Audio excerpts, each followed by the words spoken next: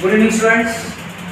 आज मैं तुम लोगों को शुरू कर रहा हूँ। मैं नया टॉपिक का नाम है integration by partial fraction method. इसके पहले हम लोगों ने क्या क्या पढ़ा एक बार देख लेते हैं हम लोग। सबसे पहला मैंने टॉपिक पढ़ाया इंटीग्रेशन में न्यूमेरिकल्स बेस्ड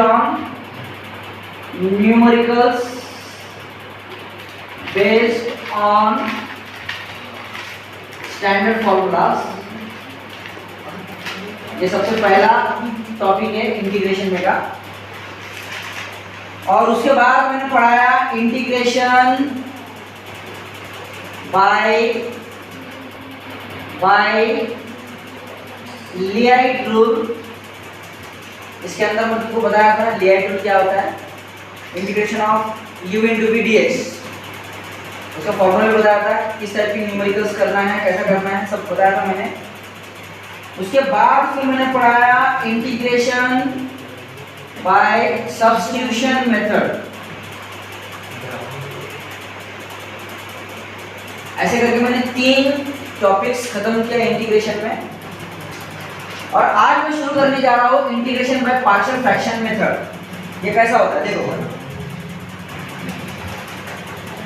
1/x - 1 x - 2। अगर मैं बात करूं डिनोमिनेटर की, तो यहाँ पे डिनोमिनेटर में x - 1 है और x - 2 है। x - 1, मैं पहले x - 1 की बात करता हूँ, उसके बाद x - 2 की बात करूंगा। इस x - 1 को और इस x - 2 को मैं 0 के साथ इक्वेट करके देखता हूँ। मैं बताता हूँ ऐसा क्यों कर रहा हूँ, मैं बताता हूँ मैं। तो फिर इस x - 1 को मैं 0 के साथ में इक्वेट कर सकता हूँ एंड इस x - 2 को भी मैं 0 के साथ में इक्वेट कर सकता हूँ। मैं यहाँ से मुझे पता चला x = 1, ये है रूट। x = 1, ये है first root, and from this you will get x = 2, this is the another root. In this case we are having 2 brackets in denominator, and from this denominator we have calculated 2 roots, and these roots are x = 1 and x = 2। और ये root similar नहीं है, different है। x = 1 x = 2, ये दोनों roots different है। ये type 1 में आ रहा है, टाइप 2 अलग रहता है, टाइप 3 अलग रहता है, टाइप 4 अलग रहता है, टाइप 5 अलग रहता है, टाइप 6 अलग रहता है। ऐसे टोटल टाइप 6 से इस टॉपिक के अंदर कवर होगा। फिलहाल हम लोग टाइप 1 के बारे में सोचते हैं। तो यहाँ पर अगर ऐसा दिखा तो मैं a फर्स्ट ब्रैकेट वो कौन है, x - 1 है, प्लस b सेकंड ब्रैकेट वो कौन है, x - 2 है। अब ये कंसेप्ट को ध्यान में रखते हुए मैं एक छोटा सा न्यूमेरिकल तुम लोगों को समझा के बताऊंगा। ठीक है, समझा के बताऊंगा। फिलहाल इतना समझ लो, इसमें से कोई डाउट होगा तो प्लीज पूछो।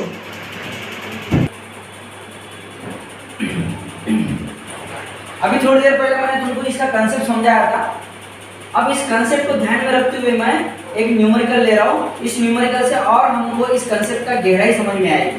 कैसा देखो सर, आपने तो बताया कि डिनोमिनेटर में 2 ब्रैकेट रहते हैं, तो यहाँ पर तो 2 ब्रैकेट है नहीं, तो मैं क्या करूँगा देखो, नोट में जाऊँगा। पहले सबसे पहले नोट में ये इक्वेशन लिखूंगा 2x² + x - 1। ठीक है, इसको लिखा मैंने। This is the quadratic equation. मैं कोशिश करूंगा इस क्वाड्रेटिक इक्वेशंस को स्प्लिट करने का, इसके फैक्टर्स गिराने का। कैसे करूंगा देखो, splitting the middle term 2x²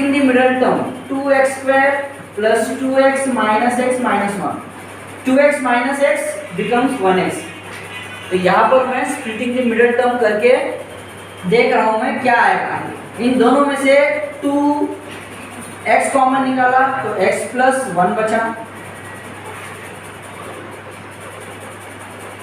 फिर इस ब्रैकेट को मैं रिपीट करता हूँ x + 1, तो यहाँ पे -1 आएगा। -1 × x - x, -1 × +1 -1, मतलब यहाँ पे x + 1 2x - 1। देखो this equation is converted into 2 brackets.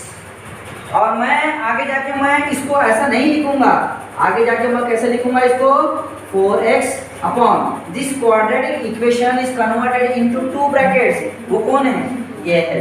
तो मैं रिप्लेसमेंट करूंगा x plus 1 2x minus 1 dx।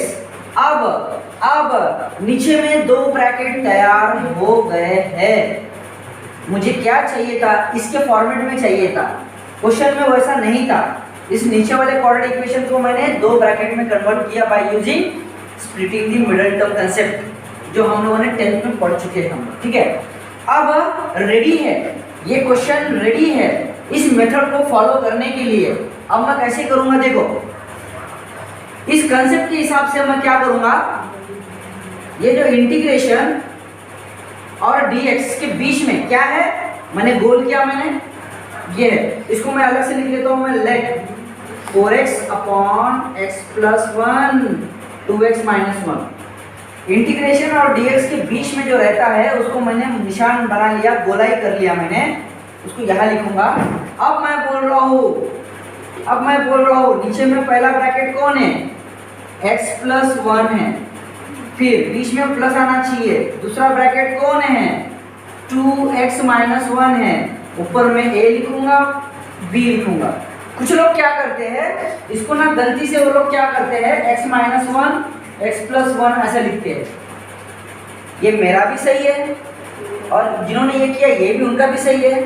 तो यहाँ पे कैसे आएगा, नीचे में अगर किसी ने अगर ऐसा लिया होगा तो a अपॉन ये ब्रैकेट पहले आएगा प्लस b अपॉन ये ब्रैकेट बाद में आएगा, तो भी उनका आंसर फाइनली मैच होता है, गलत नहीं होगा। क्योंकि देखो a into B is also equal to b into a, one and same concept. बस यहाँ पे a के नीचे ये ब्रैकेट आएगा, b के नीचे ये ब्रैकेट आएगा, अगर उस लड़के ने इस फॉर्मेट में लिया होगा। फिलहाल मैं इस फॉर्मेट में लेके सॉल्व कर रहा हूँ, समझा रहा हूँ, ठीक है। अब मैं क्या करूँगा, इसको वापस वैसे लिखा मैंने, इज इक्वल टू, इसके दोनों में डिनोमिनेटर सेम नहीं है तो एलसीएम लगेगा, इन दोनों के डिनोमिनेटर डिफरेंट है तो क्रॉस मल्टीप्लिकेशन करूंगा।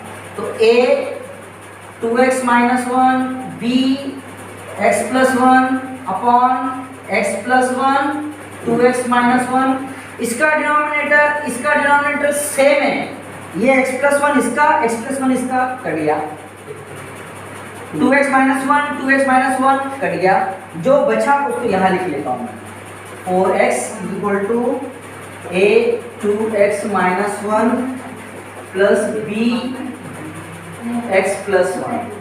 यहाँ तो कोई किसी को डाउट होगा तो प्लीज पूछो।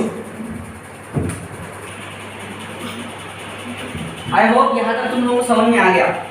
अब आगे की कहानी बताता हूँ मैं क्या है।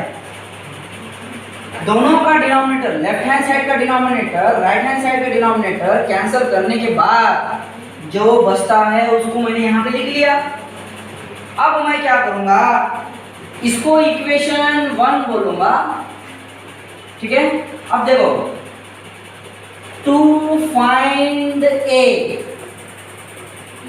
इस इक्वेशन 1 के अंदर 2 चीजें मुझे फाइंड आउट करना है, और वो 2 चीजें कौन है, a और b, ये दोनों चीजें मुझे फाइंड आउट करना है।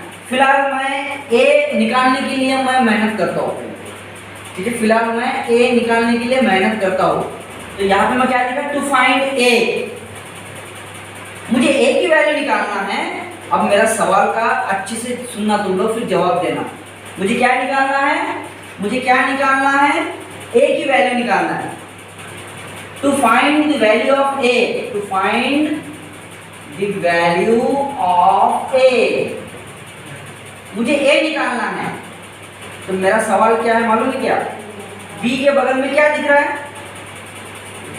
x प्लस 1, b के बगल में क्या दिख रहा है, x प्लस 1। उस x प्लस 1 को मैं 0 पुट करूंगा। अगर a निकालना है तो b के बगल में क्या है, उसको सब्स्टिट्यूट करो 0 से। तो यहाँ से मुझे क्या पता चलता, x की वैल्यू x प्लस 1 है, उधर गया तो -1 हो गया। ठीक है।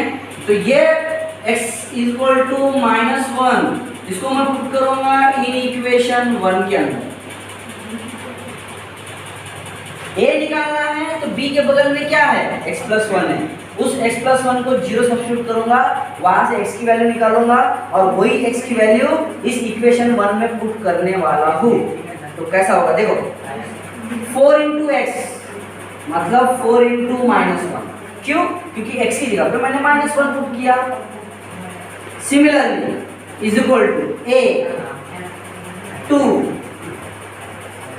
2 के बगल में x है, x की जगह पे फिर से -1 प्लस b, मैंने x प्लस 1 को 0 पुट किया था, x प्लस 1 को मैंने 0 पुट किया था, तो यहाँ पे x plus 1 is equal to 0 हो गया। अब इसको सिंप्लीफाई कर दो, 4 into -1 it becomes -4, a 2 into -1 -2 -1 plus 0 -4 is equal to a, -2 -1 it becomes -3, फिर -4 is equal to -3 into a, ये माइनस कैंसल, ये 3 इस a के साथ में मल्टीप्लिकेशन में है ये 3 इस a के साथ में मल्टीप्लिकेशन में है। जब लेफ्ट हैंड साइड ट्रांसफर होगा तो वो डिवीजन में जाएगा, मतलब a की वैल्यू क्या मिला मुझे, 4/3। अब मुझे क्या करना है, b की वैल्यू फाइंड आउट करना है। अब मैं क्या करूंगा, to find the value of b। अब मुझे b फाइंड आउट करना है, तो मैं क्या करूं, मुझे b फाइंड आउट करना है।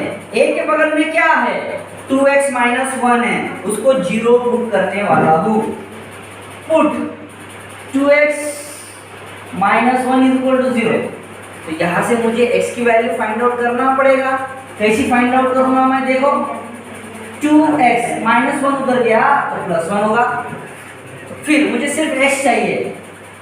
This 2 is in multiplication with this x. When I will transfer this 2 to the right side, it goes to the division part. It goes to the division side, बराबर है। तो x is equal to 1/2। ये division में क्यों गया 2, because 2 यहाँ पे left hand side में मल्टीप्लिकेशन में है x के साथ, तो यहाँ पे मुझे x की वैल्यू 1/2 मिला। तो मैं क्या करूँगा, put x is equal to 1/2 in equation 1।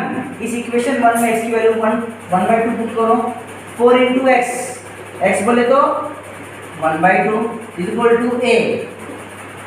2x minus 1 की वैल्यू मैंने 0 पुट किया तो 0 आया, प्लस b x की वैल्यू 1/2 प्लस 1,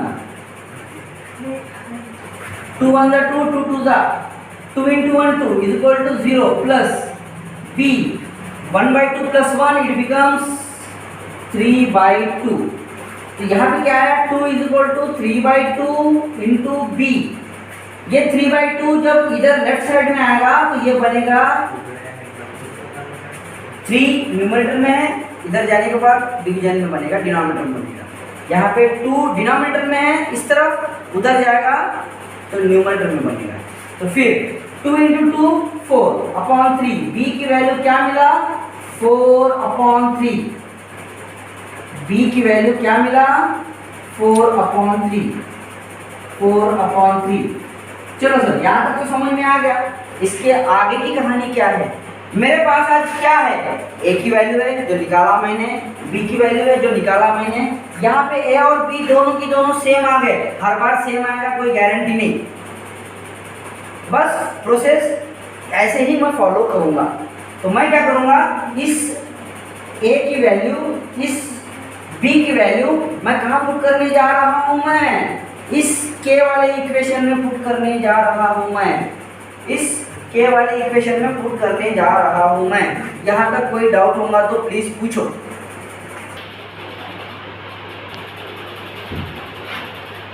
थोड़ी देर पहले मैंने a की वैल्यू निकाला, b की वैल्यू निकाला। अब उस वैल्यू ऑफ a और वैल्यू ऑफ b को मैं इक्वेशन k में पुट करने जा रहा हूँ। Put the values of A and be in equation के। तो इक्वेशन के कैसा दिखेगा? पहले तो इक्वेशन के ऐसा था, इसके अंदर ए की और बी की वैल्यू मैं पुट करने जा रहा हूं। मैं ए की वैल्यू 4/3 निकला, बी की वैल्यू 4/3 निकला। तो के इक्वेशन नया ऐसा दिखेगा। क्या मैं इसको ऐसा भी लिख सकता हूं? मैं 4/3 को साइड में लिखा 1/x+1 प्लस 4/3 को साइड में लिखा 1/2x-1 और यहाँ पर लिखा मैंने 4x/x+1 2x-1। ये है इक्वेशन के। फाइनली ऐसा दिखेगा इक्वेशन के। अब मैं क्या करूंगा? Integrating on both side with respect to x बोल रहा हूं। मतलब क्या होता है सर? बताता हूं, 2 मिनट बताता हूं।